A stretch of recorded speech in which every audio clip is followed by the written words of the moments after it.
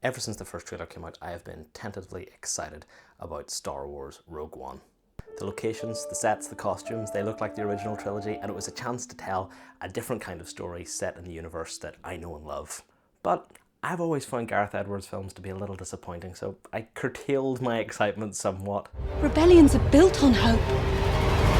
So I went to see Rogue One at the first available screening at midnight, and it was disappointing. The world is coming undone. Now, the problems with The Force Awakens were blatant and obvious and were contained within certain sections of the film. The problems with Rogue One are a little bit more subtle, a little bit more hard to put your finger on, but are more fundamental and permeate the entire movie.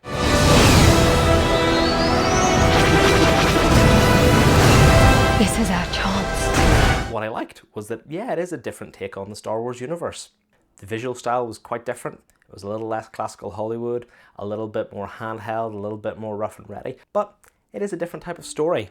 Rogue One isn't a classical hero's journey adventure like the Star Wars trilogy. It's...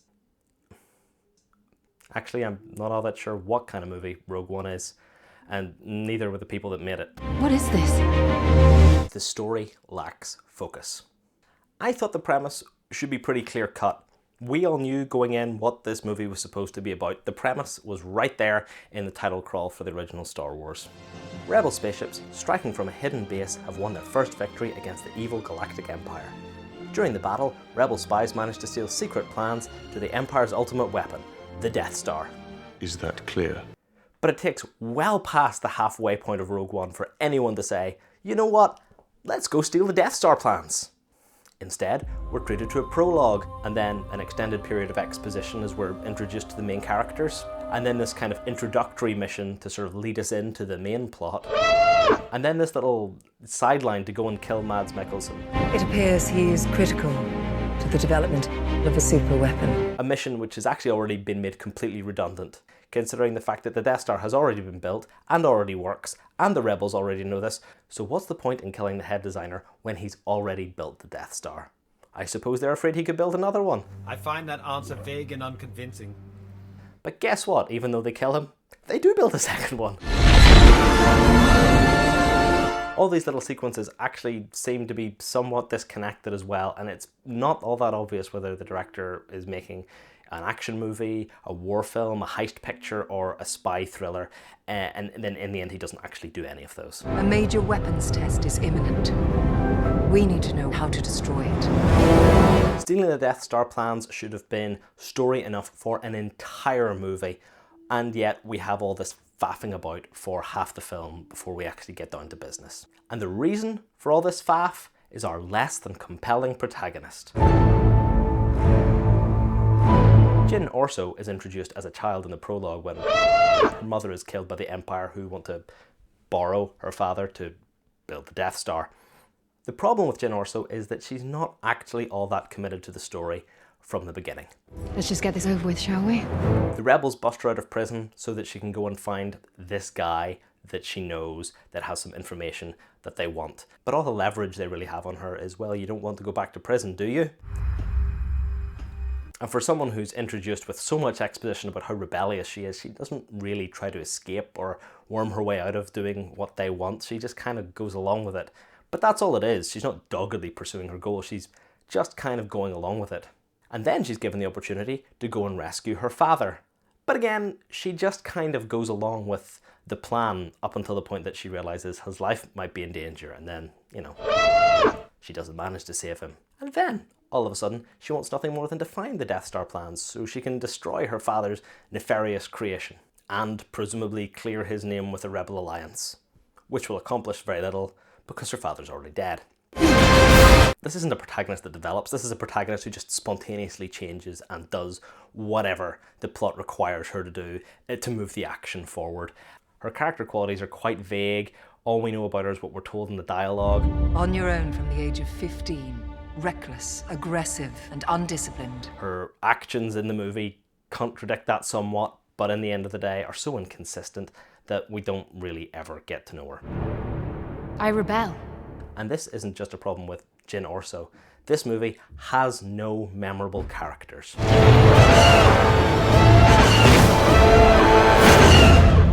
halfway point of the film, I realised I didn't know most of the characters' names. This is odd. One viewing of The Force Awakens and I remembered Rey, I remembered Finn, I remembered Kylo Ren, I remembered Poe Dameron, I remembered BB-8, who were all new characters who I just met in that movie, but they were interesting and memorable. And in Rogue One, the characters are just stock templates who have been thrown in there. Like Captain by the Book, blind guy who's good at martial arts, cheeky back-talking droid, mediocre villain, that guy that knows the information that's important to everyone, and so on and so on. Rogue One has so many characters that none of them get sufficient screen time to be actually interesting or be developed in any way, and this leads to some of the blandest dialogue I've ever seen in a movie, and further unfocuses the story by taking screen time away from the major characters that we should be more interested in. Frankly, this lack of focus leads to incredibly unimaginative storytelling. So you understand? I understand. Most of the key pieces of information in the film are told to us through expositional dialogue. Important things like the Empire has built a space station that can blow up a planet is just told to us by some guy in a back alley. There's no startling revelation, there's no major reaction, it's just another piece of bland dialogue. If my father built this thing, we need to find him. What's more, people like Grand Moff Tarkin from the original trilogy play a role in the story. Now, Peter Cushing doesn't exactly look as well as he did in 1977, so instead what they rely on is some horrible CGI. It's one thing to have computer-generated alien characters interacting with other human beings, but when a computer-generated human being is talking to real flesh and blood actors, the difference is obvious.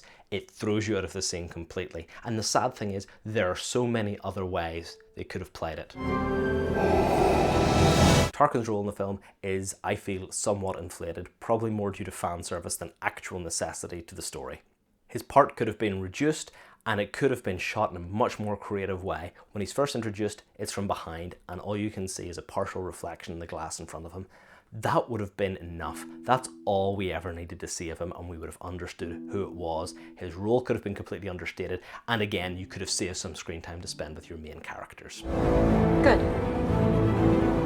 Good. The editing was pretty terrible as well. How can you tell when the editing's terrible? Well, you notice the editing. Jim, whatever I do it to protect you. The film as a whole seemed somewhat truncated. The ending was quite abrupt, and scenes just seemed to move along as quickly as possible to get to the next one without giving you any time to experience the emotion that was supposed to be there. There isn't much time. There were some beautiful shots that really could have sold those big moments if only they'd been allowed to linger slightly longer. But no, we're cutting back to more close-ups of more characters that we don't really feel that much of a connection to. I will not kill you. Thanks. Rogue One tries to do too many things, not due to an overabundance of ideas, but rather due to the lack of a strong central idea. Rather than commit to the premise and make the Star Wars heist movie that I wanted to see, instead it fell prey to trying to tick all the boxes for action sequences, stock characters, and fan service. Are you with me? All the way. By trying to do too many things and pulling in too many different directions, Rogue One is ultimately a failed opportunity to tell a different kind of story within the Star Wars universe.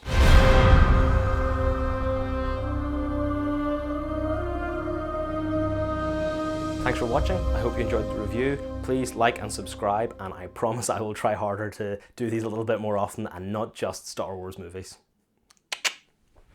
Mads Mikkelsen.